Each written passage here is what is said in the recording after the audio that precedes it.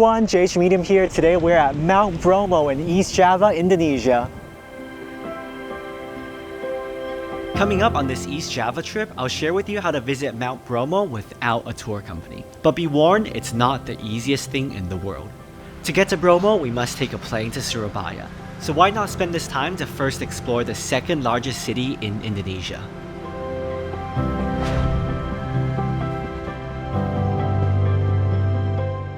To start our journey, we're here in Surabaya, the capital of East Java. And before we head to Bromo, we're going to explore around Surabaya city and try some must-have Indonesian dishes.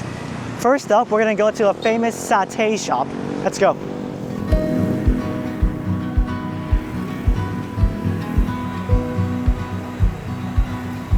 For our first meal here in Surabaya, we're going to have the satay kelopo.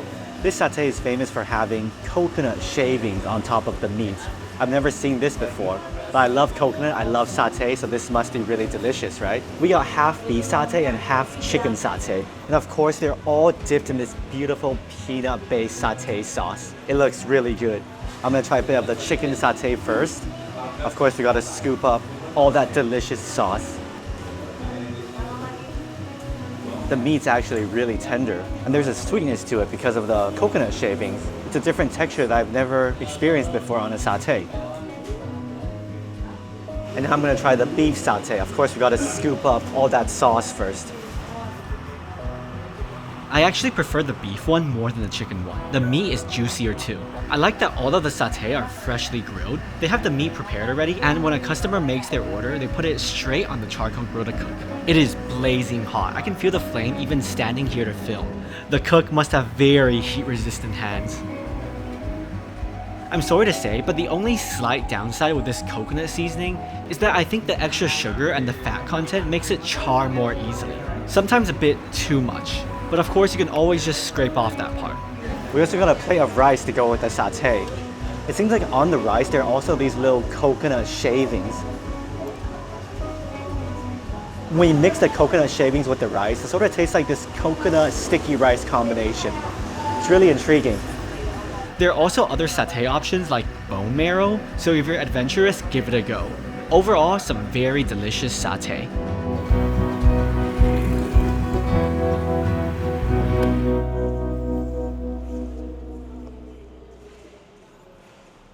So as we were walking to the place we're gonna have dinner, we came across this mosque. This is the Chun Ho Mosque. It doesn't really look like your typical mosque because it's in this Chinese style architecture. Apparently it's modeled after a very famous mosque in Beijing. And this mosque is actually located inside this basketball court courtyard. And I think they will also hold different community events here among the Chinese Indonesian and Chinese Muslim community here in Surabaya.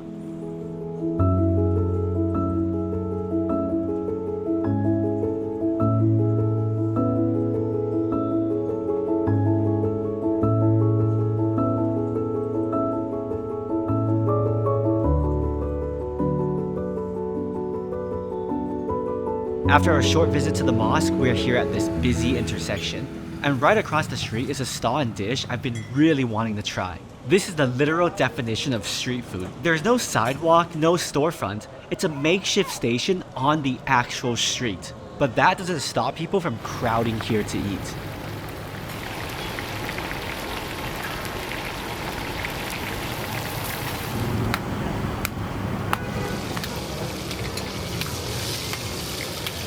For dinner today, we're gonna have a dish I've been so excited to try here in Surabaya.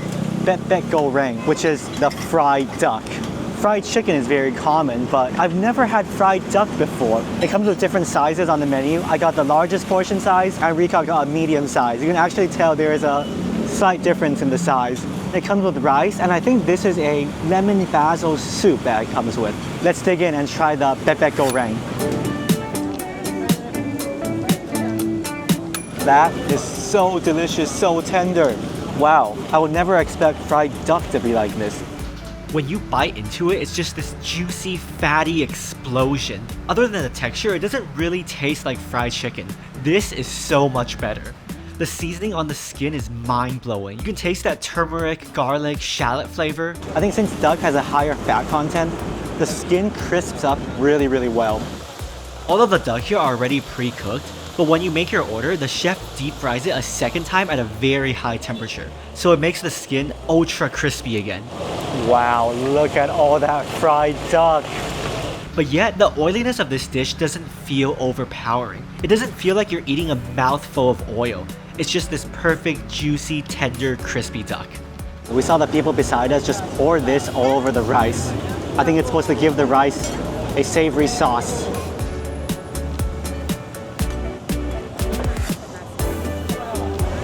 It feels like it's the same seasoning as the duck. It's kind of lemony as well, but it's really delicious. This store is supposed to open at 5 p.m. We came here around 4:45 and it's already packed. People are here lining up to eat the food before the store even officially opens. That's how popular it is. People doing takeaway, people waiting, people doing grab food. It's so incredible. It really is Indonesian street food at its finest. And we loved it so much that I had to get another one. Super, super delicious. Probably one of the best things I've had in Indonesia.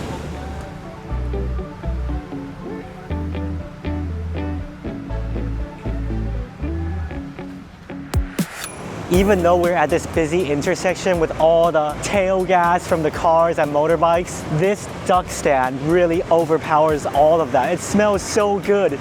I'm not even facing it and I can smell that deep fried crispy duck. Man, I love this place. Highly recommend it when you're in Surabaya. After a day of eating some delicious food in Surabaya, we are ready to head to Mount Bromo tomorrow. Today's the day and we're gonna go to Mount Bromo the hard way, by ourselves without a tour company. The first step is to get on a bus at Purabaya bus terminal and head to Probolinggo, the closest city to Bromo. Okay, so now we're following a ticket officer to the bus. Hopefully this is the right bus that we're going on right now. I think in the end we found the right bus. When we were walking to the bus station, the platform, there were so many people just touting, shouting out names, shouting out destinations like they want to grab you and grab business. Honestly, I hate that so much. But luckily the ticket officer, who I think was part of the station staff, brought us to the right platform. So if you get lost or get overwhelmed when coming into this station, just remember to come to platform number 5. The staff at the station also warned us that we should always ask for the price first, otherwise it might be a scam, and only pay for the ticket when we get on the bus. As of 2024, the price is 60,000 to get to Probolinggo. It's a confusing start to our day, but guess what? It's only gonna get worse at Probolinggo. Well, we just got off the bus from Surabaya. When we got out of the bus terminal, we turned left and found this green minibus that is supposed to take you to Mount Bromo. But then they want to wait until the bus is full. Luckily, there are 2 people here before us who are waiting already, but we honestly have no idea how long it's going to take for this bus to be full. It can be minutes, it can be hours. We heard that this whole place is filled with lots of different scams. It just really sucks that there's no regulated public transport that takes you to Mount Bromo.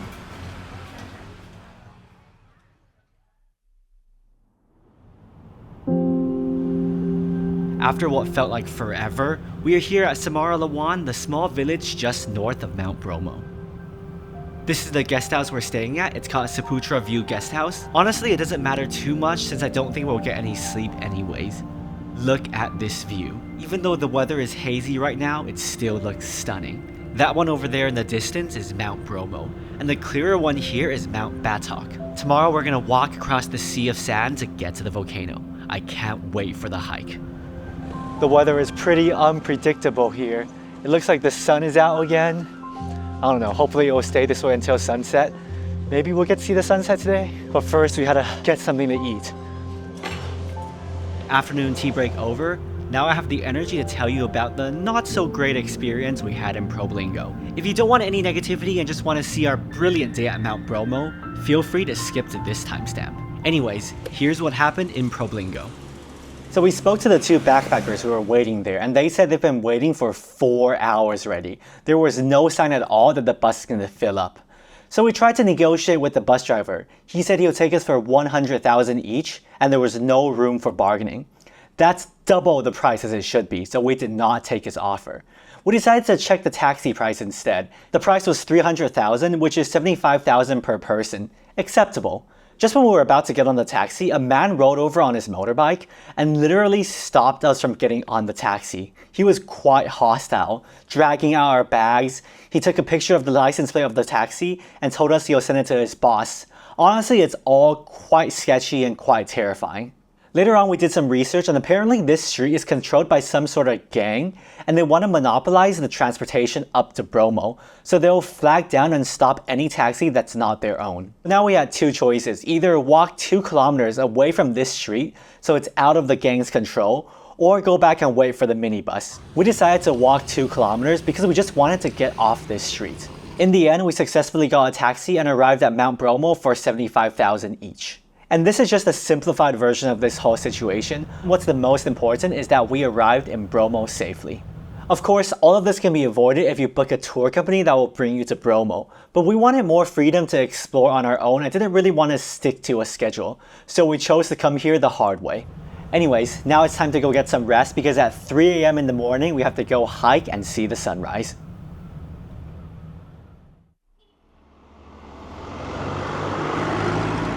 It is 2 a.m. here and we got woken up by the SUVs outside revving their engines. It's still 3 hours until sunrise, but people are already preparing to, I guess, bring tourists up mountains in their big SUVs. We're still gonna hike up the mountain. It's supposed to take around 1 hour. Hopefully we have enough energy to do so. Look at this mist and fog. It's even crazier than yesterday night.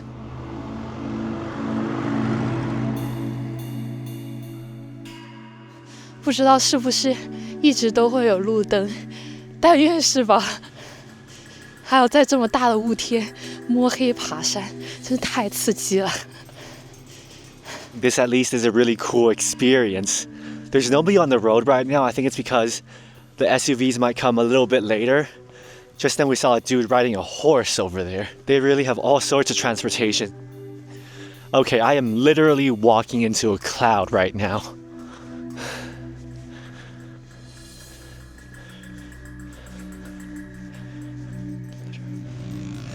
As it gets closer to sunrise, you can hear there are more and more motorcycles on the road. I think this is also where we're gonna start going uphill. Look at that road that we were just walking on. Barely see it from up here. I can't believe we climbed all the way up here already. So now we reached the point where all the SUVs are parked.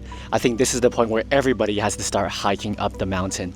It took us around 50 minutes to get up here. It seems like the mist is starting to clear up just a tiny bit. So hopefully when it's sunrise, it'll be good weather and all of this will be worth it. Let's continue going.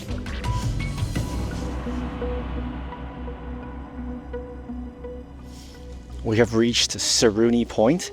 There are lots of vendors here selling snacks and drinks. We decided not to go up to King Kong Hill. We're sort of halfway between Saruni Point and King Kong Hill. We found a really nice lookout. Obviously right now we can't see it, but hopefully when it lights up, it'll be great. We realized that the sunrise is actually in that direction, but I guess that means when the sun rises, the light will shine onto the mountains, so that should give us a nice view. Okay, 45 minutes until sunrise. Allahu Akbar.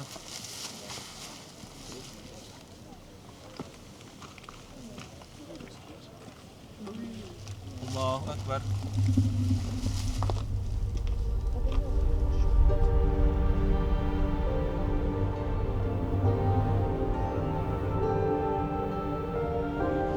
We probably sit here for an hour or so, and the sky is finally starting to light up.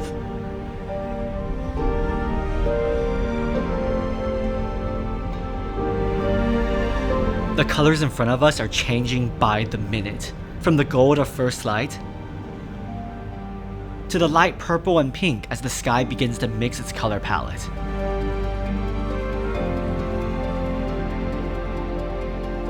To the beautiful blues just after dawn.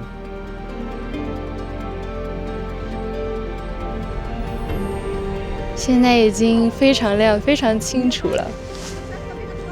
对面就是 Bromo。Ah, look at that. Sun's completely out now and it's finally warm again.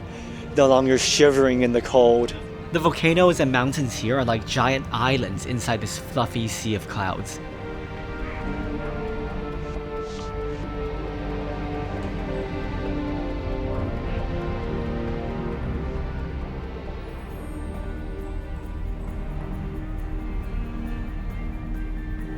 On the other side of the mountain, the view gets even better.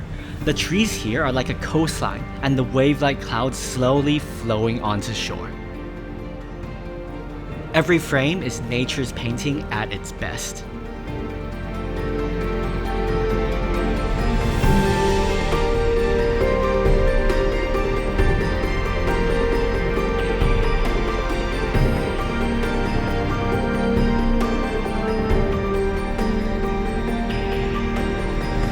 It's around 7:30 right now, and this adventure is just getting started. Now we're gonna dive under the sea of clouds and make our way to the crater of Mount Bromo. We made our way back down already, and now we're gonna head over there and hike up the actual Mount Bromo, hike up the actual volcano. 我建议大家来爬这种山，最好当然还是要有一个头灯，因为有的地方确实不好走，拿着手机就不是很方便。现在天虽然更亮一点，山的轮廓也更清晰了，但是还能看到旁边的云海，就是弥漫着我们昨天住的那个小村子，非常非常的美呀。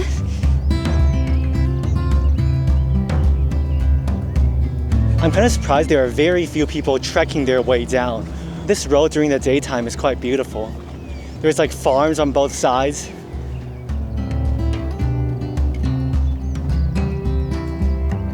我们今天是一个纯步行的行程，当然不建议大家都这样子。如果走不了的话，或者赶时间的话 ，Saruni Point 那里还是有蛮多摩托车可以直接打到 Bromo 的。So this little entrance right over here next to the Inda Hotel is the start of the trail that will take you all the way to Mount Bromo. This is a route mainly taken by horses and locals. But if you take this route and trek to Bromo the hard way, you can actually visit the volcano for free. If you take a 4x4, even with a tour, you will be charged an extra 220,000 entrance fee at another gate. This trail is pretty crazy. It's super slippery, super foggy. We cannot even see Mount Bromo from here. With this route on foot, there are no pay stations on the way, but the price you pay is a 1-hour walk through this volcano ash. I feel like if we follow this road, we can successfully reach Mount Bromo. I mean, there's tire tracks here, so I'm guessing this is the right way. As long as we don't go off the trail, we should be able to find it. At least that's the theory. Let's go.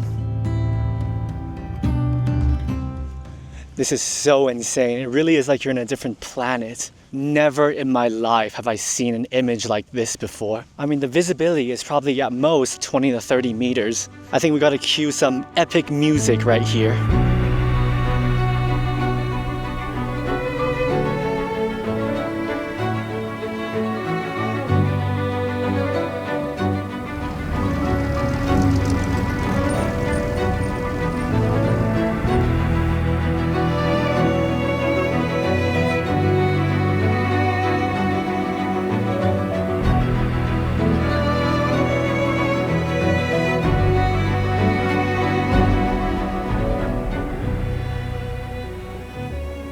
It's getting a little bit too dusty with these SUVs driving by, so we decided to put on a mask, but I'm not sure if it helps. Well, we finally reached civilization again. It's not just us walking this road now. You can see Bromo. Looks like it's still a very, very long hike up there. 45 minutes since we started our trek, we're finally at the foot of Mount Bromo, but there is still quite a long way to go. We can do it. Can you imagine? We walked from somewhere over there all the way to here. But we're not done yet. 上面看能见度还蛮高的，而且那个烟真的非常像一个喷出来的云一样，好奇妙哦。走吧。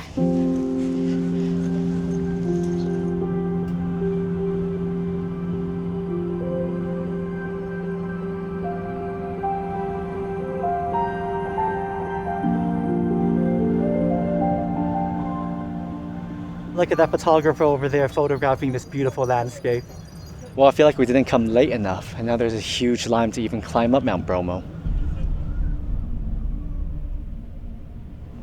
After quite a long wait in line, we finally reached our destination, the crater of Bromo.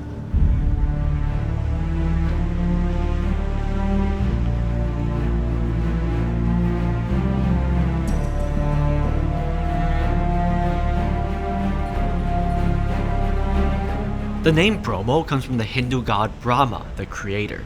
The volcano itself is an important part of local religion. Legend says that during the 15th century, the princess of the East Javanese kingdom and her husband were unable to have children. They came to Mount Bromo and prayed to the gods. The gods finally agreed to grant their wish, but with one condition. Their youngest child must be sacrificed to the crater of Bromo.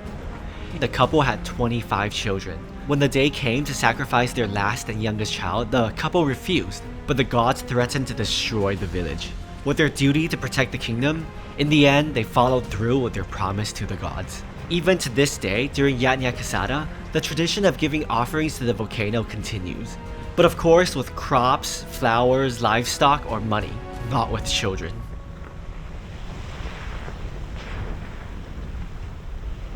It's quite hard to describe the feeling of standing next to a volcano. You really feel the Earth's power right next to you.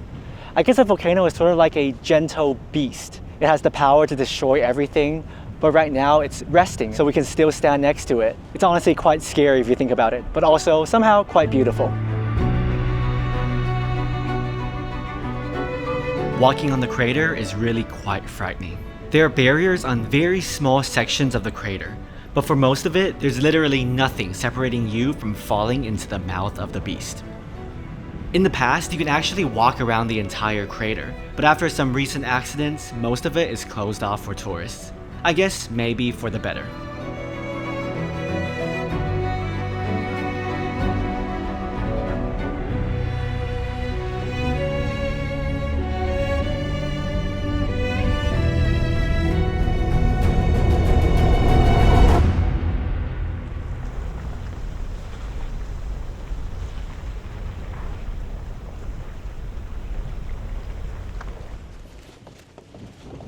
It's around 10:30 in the morning right now, and most of the tourists are gone already. So if you have time, maybe this is actually the best time to hike up Mount Bromo. Now we face the challenge of once again crossing the Sea of Sand. I know we said earlier we'll walk this entire trip, but we gave in and hired 2 motorcycles for 50k each to bring us back to the village. We probably could have haggled a bit more, but we're too tired to do so.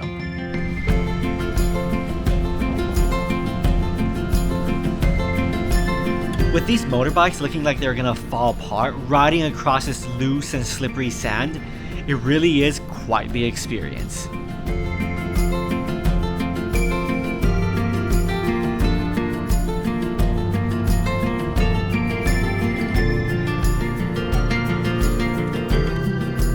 Well, it's time to head back to Probolinggo, and we're here at the dreaded green minibus again. But it seems like going back to the city, there's more people. There's like a group of 15 backpackers. So I think going back, it will be much easier to get a full van, and it will be 50,000 per person like it's supposed to be.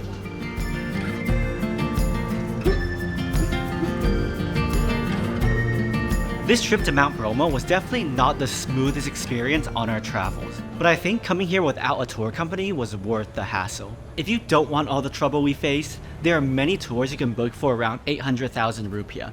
But coming here by ourselves, we have a lot more freedom, and we can choose to offset our itinerary from the regular tour groups. So we get to explore Mount Bromo without all the other tourists around. When most people think of Indonesia, they think of Bali.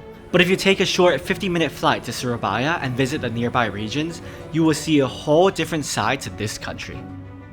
From the dreamy sunrise, to the mysterious sea of sand, to the frightening volcano crater, Mount Bromo is one of the most spectacular natural destinations I've ever visited.